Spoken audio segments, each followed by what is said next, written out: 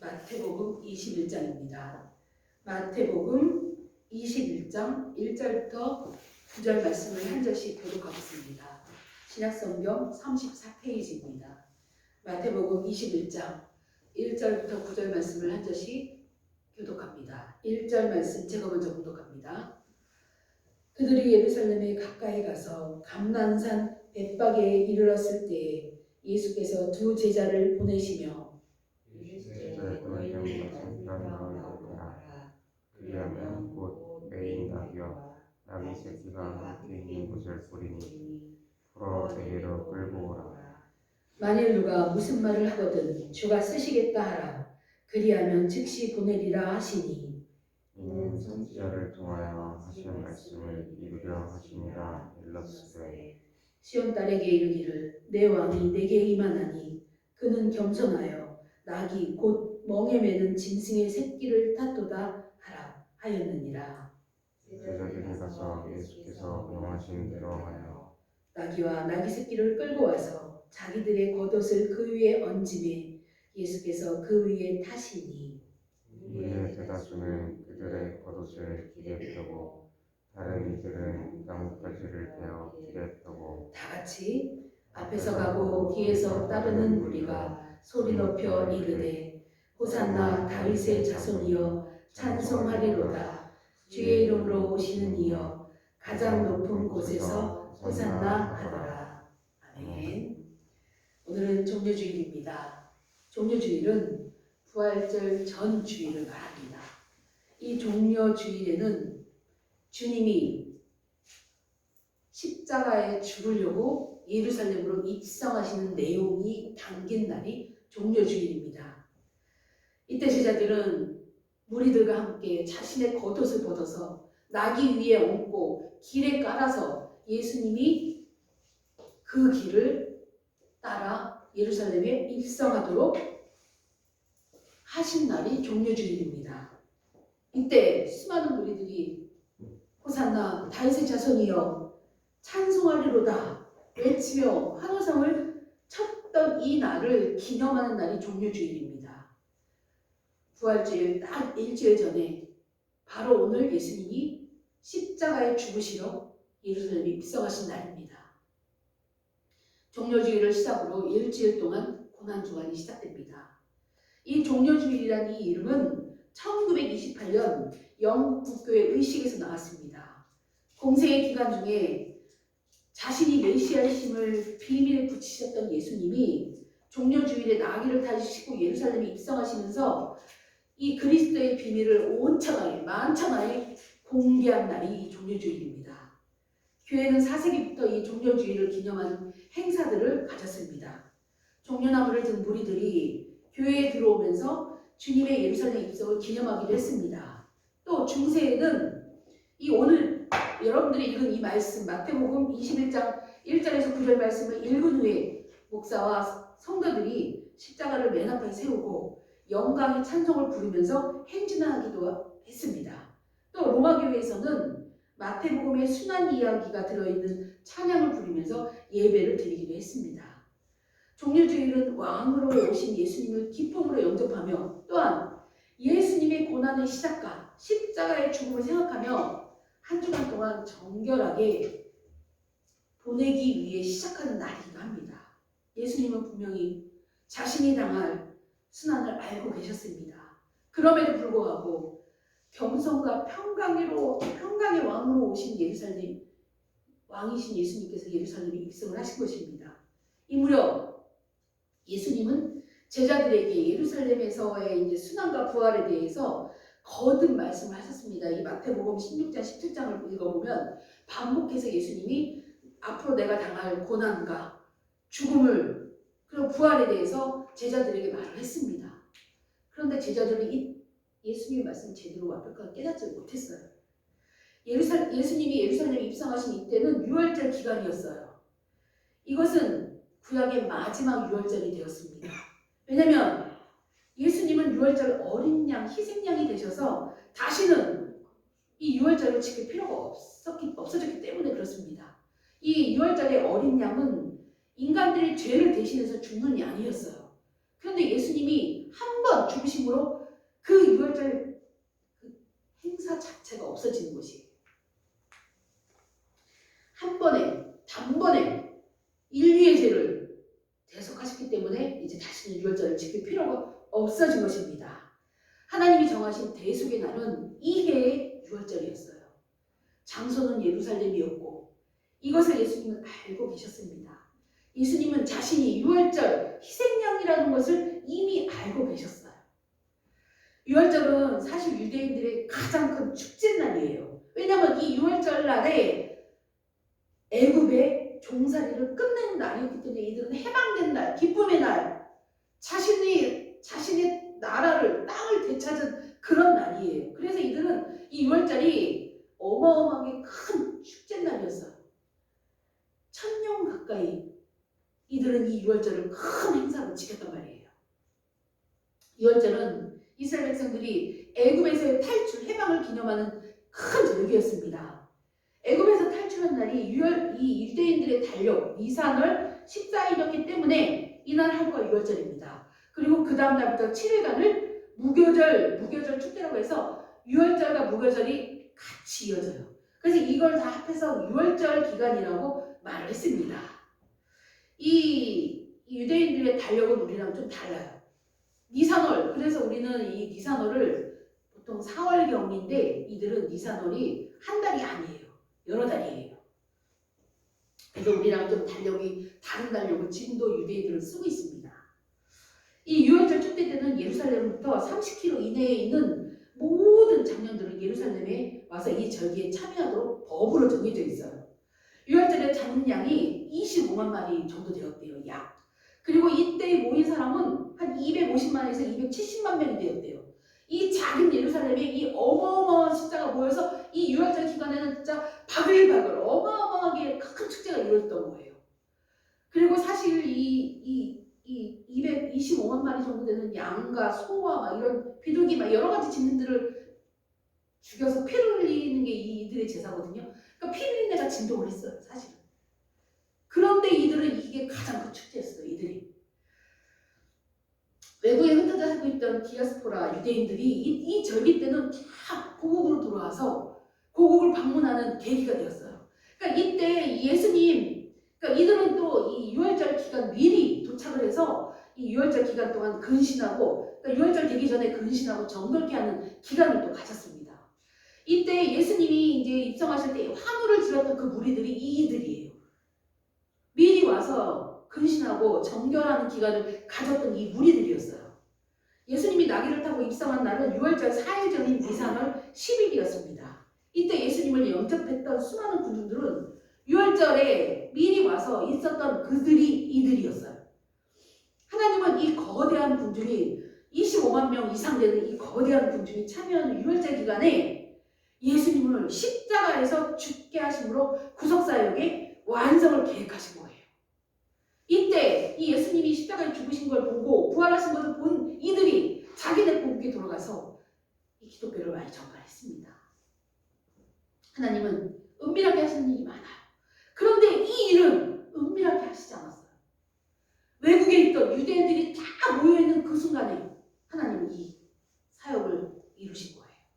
그들이 보고, 그들이 경험하고, 알고, 그래서 나가서 다시 돌아가서 전할 수 있도록 하나님은 이 일을 이때 계획을 하신 거예요. 죄로 인해 단절되었던 인간들이 잃어버렸던 것을 다시 찾는 이 역사적인 순간에 수많은 군중들이 움집해 있던 현장에서 우리 하나님은 장엄하게 이 일을 집행하신 것입니다. 역사의 의미가 있는, 생명의 의미가, 인류의 운명이 바뀌는 이 대역사는 군중들이 지켜보는 현장에서 영원한 역사적 사건으로 이루어져야 했던 것입니다. 이 사실이 성경에 있는 그냥 옛날 이야기가 아닙니다. 수많은 무리가, 외국에 있던 수많은 무리가 와서 눈으로 보고 경험을 했던 진짜 사실이었어요. 이를 이루기 위해 예수님은 예루살렘 입성 준비를 다 끝내고 베다니 마을에서 기다리고 계셨습니다. 드디어 베다니 마을에서 하루를 쉰 예수님은 다음날, 오늘 주일날, 안식일은 토요일이었죠. 토요일 다음날 예수님은 예루살렘 입성을 위하여 벳박에 이르릅니다. 됩니다. 감람나무가 있는 벳박에 이르렀을 때 제자 두 사람을 맞은편 마을로 보내십니다. 그러면서 2절 말씀에 맞은편 마을로 가서 매어 있는 나귀와 나귀 새끼를 풀어서 끌고 와, 이런 명령을 합니다.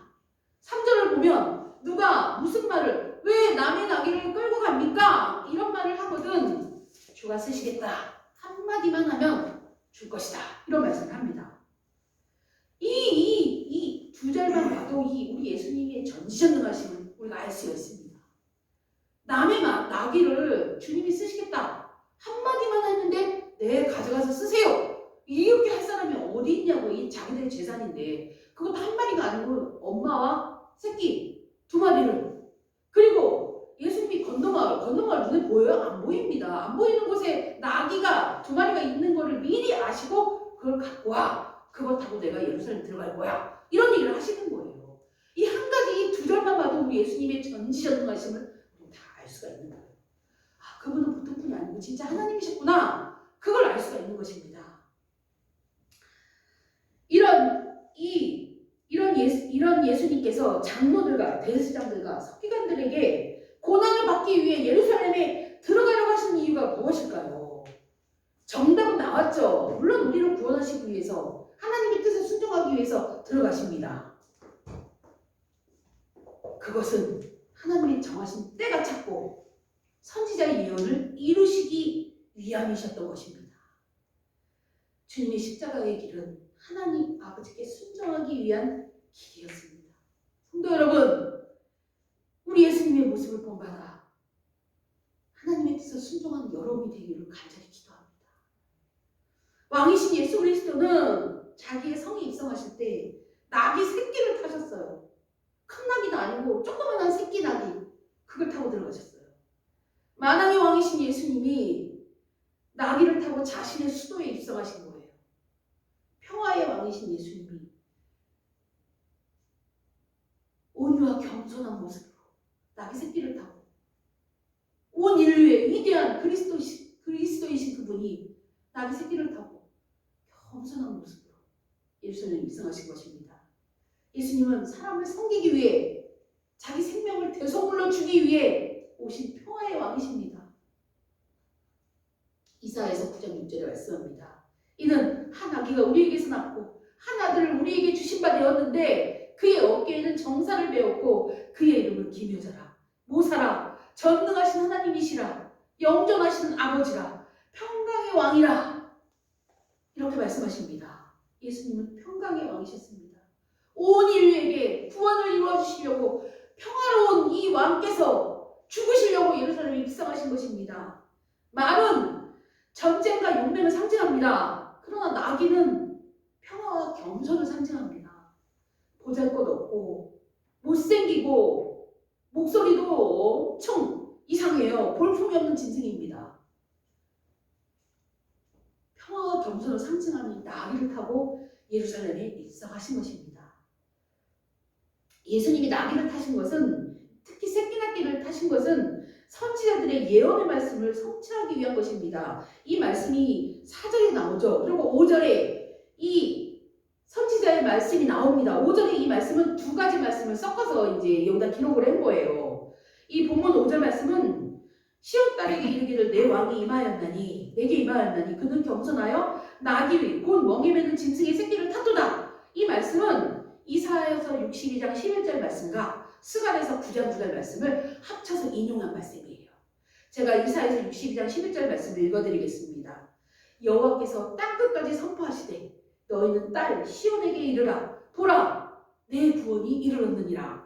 또 스가랴서 9장 9절 말씀은 시온을 따라 크게 기뻐하라, 기뻐할지어다. 예루살렘에 따라 즐거이 부를지어다. 보라 내 왕이 내게 임하시나니 그는 공의로우시며 구원을 베푸시며 겸손하여서 나귀를 타시나니 나귀의 작은 것 곧 나귀 새끼니라. 이 2가지 말씀을 인용해서 이 마태복음 21장 5절에 기록을 한 것입니다. 예수님은 이사야와 스가랴 선지자의 이 예언의 말씀을 이루시기 위해서 나귀 새끼를 타신 거예요. 나귀는 그 용모부터가 아주 볼품이 없는 짐승이에요. 용맹도 없고 빠르지도 않고 목소리도 곱지 못합니다. 그래서 그때 엄청 튼튼해갖고 자기 몸무게 몇십 배가 되는 짐을 실을 수 있는 힘이 있는 낙이 힘이 있대요. 또 말처럼 기품도 없고 개처럼 영리하지도 않고 씩씩하지도 않아요. 힘만 넘치는 무식한 그런 동물이었어요. 어느 모로 보나 왕이 탈 만한 짐승이 아니었습니다. 솔로몬 이후 아니 어느 세계에서도 나귀를 탄 왕은 없었습니다. 그러나 하나님은 나귀를 메시아의 일성에 동원하셨어요.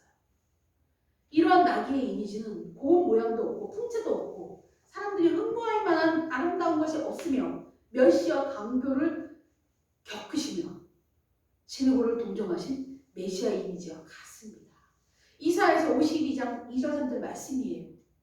고운 모양도 없고 풍채도 없은즉 우리가 보기에 흠모할 만한 아름다운 것이 없도다. 그는 멸시를 받아 사람들에게 버림받았으며 강고를 많이 겪었으며 질고를 아는 자라 마치 사람들이 그에게서 얼굴을 가리는 것 같이 멸시를 당하였고 우리도 그를 기이 여기지 아니하였도다. 이사야서 말씀입니다. 예수님이 말을 타지 않으시고 나귀를 타신 것은 정복자가 아닌 평화의 왕으로 온유의 왕, 겸손의 왕으로 이 땅에 오셨기 때문인 것입니다. 성도 여러분, 평화의 왕, 온유의 왕, 겸손의 왕으로 오신 이 예수님을 본받아 평화를 사랑하고 온유하고 겸손한 성도들이 되시길 기도합니다. 오늘 마태복음 21장 7절을 보면 예수님은 제자들이 자신들의 겉옷을 얹은 새끼나귀를 타시고 예루살렘에 입성을 하십니다. 8절에 보면 이 모습을 본 무리들은 따라서 겉옷과 베어낸 나뭇가지를 길 위에 쫙 펴니다. 그러면서 나뭇가지를 흔들면서 환영을 합니다. 이 모습은 이 겉옷을 길에 펴는 이 행위는 왕을 환영하는 풍습에 따른 것이에요. 오늘날에도 이와 유사하게 이제 국가의 기빈을 모실 때는 멋진 카페트를 깔고 환영을 하잖아요. 그것과 같은 맥락입니다. 겉옷을 까는 행위는 왕에게 하는 예우였으며 환영과 복종을 뜻한다고 합니다. 그리고 종려나무 가지를 베어다가 길에 깔았습니다. 그리고 그 종려나무 가지를 가지고 흔들면서 환호성을 지릅니다. 이 종려나무는 제가 여러 번 설명을 드렸습니다. 승리를 상징하는 나무예요. 마카비 형제가 예루살렘 탈환을 해서 예루살렘 성에 입성할 때 이 종려나무 가지를 길에 깔고 이걸 가지고 흔들었어요. 이들이. 그때부터 이 종려나무 가지는 승리를 상징하는 나무가 되었습니다. 이들은 예수님이 승리할 것이며 예루살렘에서 유대인의 왕이 되어 로마의 통치로부터 자신들을 독립시켜줄 것을 기대했던 거예요. 그래서 이들은 종려나무 가지를 흔들면서 왕이신 예수님을 환영했던 거예요. 우리들은 9절에 외칩니다. 소리 높여 이르되 호산나 다윗의 자손이여 찬송하리로다. 주의 이름으로 오시는 이여 가장 높은 곳에서 호산나 하더라고 큰 소리로 외치며 환영을 했습니다. 이 호산나는 우리를 구원하소서 그런 뜻이에요. 호산나 호산나 우리를 구원하소서 우리를 구원하소서 이렇게 외친 거예요. 이들이.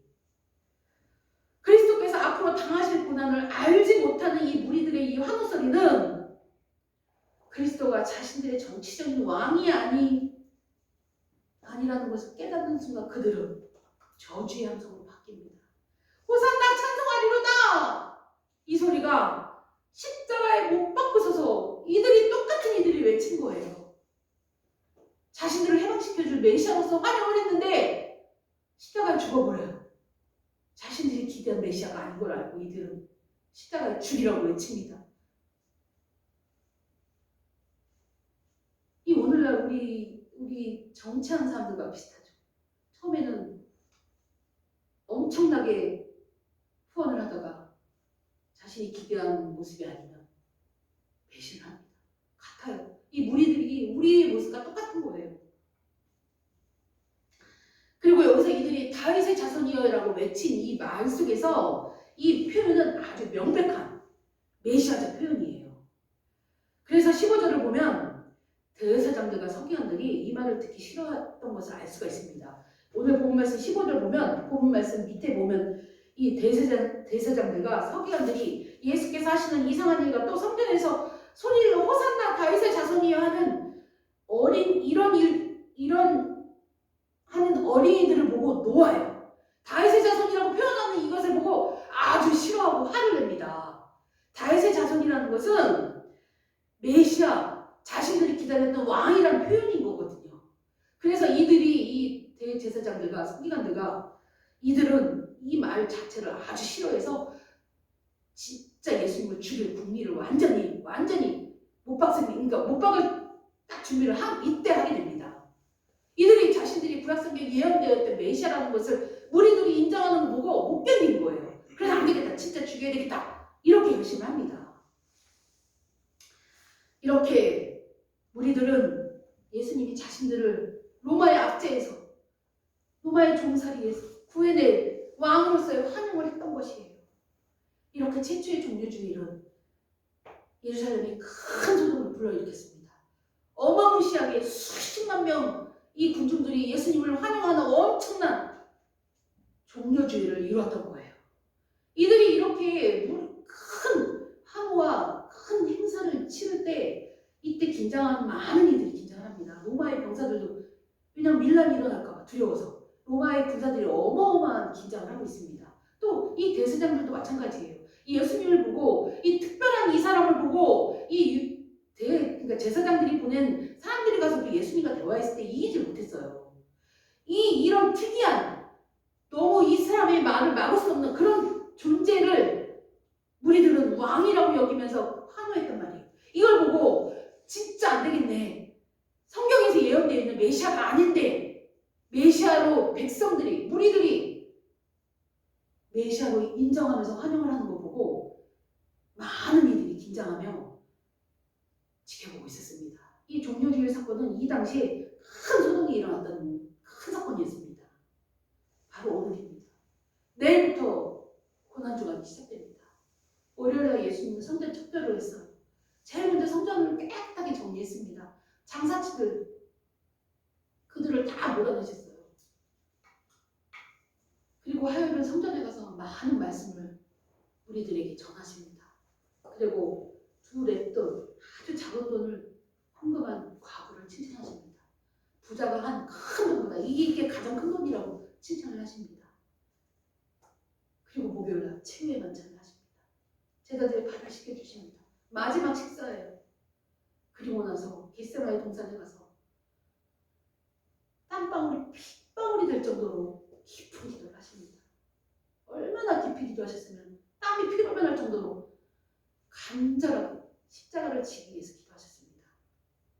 그리고 붙잡히시고 재판받으시고 밤새도록 고난받으시고 채찍이 맞으시고, 그리고 나서 금요일날 십자가에 매달리십니다. 금요일 9시, 그리고 오후 3시에 죽으십니다. 십자가상에서 7마디를 하셨습니다. 그리고 죽으시고 장사 지내십니다. 그러고 나서 그 다음날 안식일, 그리고 그 다음날 부활절, 여인들이 예수님을 찾아갑니다. 무덤에. 한 주간 동안, 이 고난주간 동안 이 말씀들을 묵상하시면서 경건하게 우리 예수님이 왜 죽으셨는지, 왜 고난당하셨는지, 무엇 때문에 그렇게 하셨는지 한 주간 동안 이 고난주간을 말씀 묵상으로 하나님의 뜻에 따라 순종하는 한 주간이 되기를 기도드립니다. 그리고 우리를 위해 친히 인간의 몸으로 이 땅에 오셔서 희생제물이 되어주신 예수 그리스도의 은혜에 감사하고 하나님의 사랑에 감사하는 여러분들이 되시기를 축복합니다. 기도하겠습니다. 아버지 하나님, 우리 주님은 십자가에 달려 죽으실 것을 알고 하나님의 때에 따라 순종하시기 위해 오늘 예루살렘에 입성하셨습니다. 나귀 새끼를 타시고 온 인류의 구세주이신 예수 그리스도께서 나귀 새끼를 타시고 평강의 왕으로, 온유의 왕으로, 겸손의 왕으로 예루살렘에 입성하셨습니다. 수많은 무리들은 자신들을 구원해줄 정치적인 왕으로 환호했습니다. 그러나 그들의 십자가에 죽으라는 그 목소리로 자신들이 기대했던 왕이 아닌 것을 알고 그들은 저주의 목소리로 예수님을 죽음에 이르게 했습니다. 아버지 하나님, 우리 예수님, 겸손의 왕이신 우리 예수님을 보고 우리가 많은 것을 깨닫고 예수님을 본받는 하나님의 귀한 자녀들 되게 하여 주시옵소서. 환영의 소리가 저주의 소리로 바뀌는 우리와 똑같은 모습, 우리도 그런 모습으로 우리 주님을 배신할 때가 있을 것입니다. 아버지 하나님, 그리할지라도 우리 주님은 우리를 사랑하여 주셨습니다. 우리가 이런 것인지 이런 모습인지 알고 자신을 십자가에 못 박을 것을 알면서도 사랑하여 주셨습니다. 이런 예수님의 사랑을 깨닫고 감사하며 영광 올려드릴 수 있는 하나님의 귀한 자녀들 되게 하여 주시옵소서.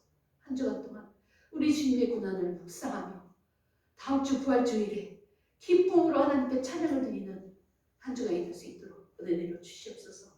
감사드리며 영광 올려드리며 우리 주 예수 그리스도의 이름으로 기도드립니다. 아멘. 찬송가 154장 찬양